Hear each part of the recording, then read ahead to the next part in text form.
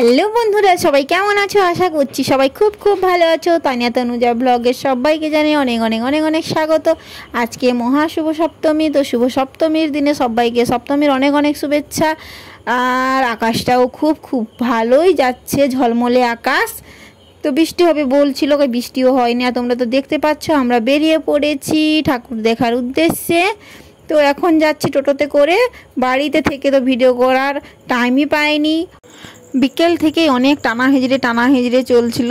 তো টানা হেঁচড়ের পরে বেরিয়ে পড়লাম। টোটোটা বাড়ির কাছেই ছিল, তো হঠাৎ দেখি যে কোথাও তার বুকিং নেই, তাই আমরা বুকিং করে নিলাম। বাড়ির কাছেই গিয়েছিলাম, কোথাও দূরে যাইনি। আমাদের অমরশি বাজারে গিয়েছিলাম, অমরশি থেকে সোজা পাঁচুড়ে। তো এই যে দেখো, কথা বলতে বলতে পৌঁছে গেলাম। এইটা ছিল অমরশির হাই স্কুল। তা হাই স্কুলের ভেতরে এই মানে পুজো মণ্ডপটা তোমরা দেখে না, আমরা ঢুকছি। কত সুন্দর না? আজকের ওয়েদারটাও খুব ভালোই দিয়েছে, ওই জন্য লোকজনেরও ভিড়ও প্রচুর। লোকজন কি ভাবছে বলো তো, হয়তো আজকে ওয়েদার ভালো আছে, কালকে বৃষ্টিও তো হতে পারে।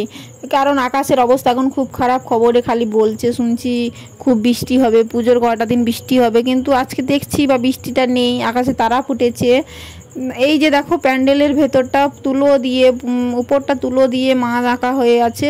আর এই যে ঠাকুর, দেখে নাও, ভালো খারাপ না, পেন্টিংগুলো খুবই সুন্দর, খুব ভালো লাগছে। আর আমরা তো মধ্যবিত্তদের পুজো বলতেই বাড়ির কাছাকাছি, এর বেশি আর আয়ত্তে কোথাও নেই।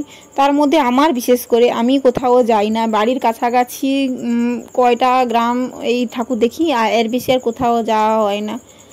তো যাই হোক, এই যে স্কুলে গোটাটা আলোয় ভর্তি। এদিকে স্টেজটা করেছে। আগের বছর এসেছিলাম, স্টেজটা ওইদিকে ছিল না, স্টেজ ছিল না। এবছর হয়তো অনুষ্ঠান কিছু হবে, ওই জন্য স্টেজ বানিয়েছে। তো কথা বলতে বলতে ওখানেই আবার একটা পুজো মণ্ডপে চলে এলাম।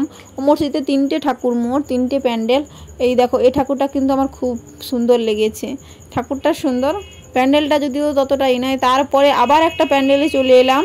এই প্যান্ডেলটা আমার সেই লেগেছে, দেখো শিবলিঙ্গ দেওয়া আছে প্যান্ডেলের মাথার, মানে প্যান্ডেলের চূড়ায় শিবলিঙ্গ দিয়ে করা হয়েছে।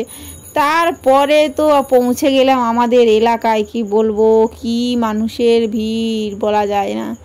তো সুন্দর, আমাদের এলাকার প্যান্ডেলটাও খুবই সুন্দর, পাঁচুড়িয়ার প্যান্ডেল।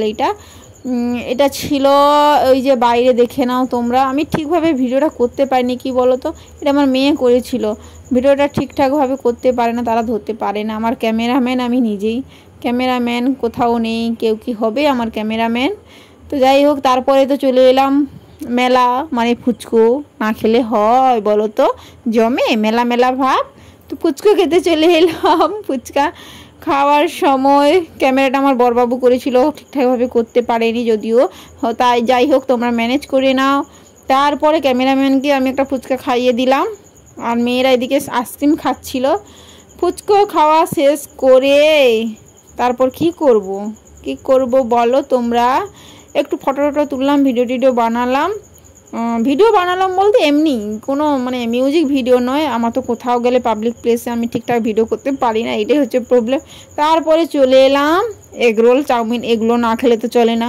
অষ্টমীর দিন নিরামিষ খাওয়া হবে না, সপ্তমীর দিন তো খেতে পারি।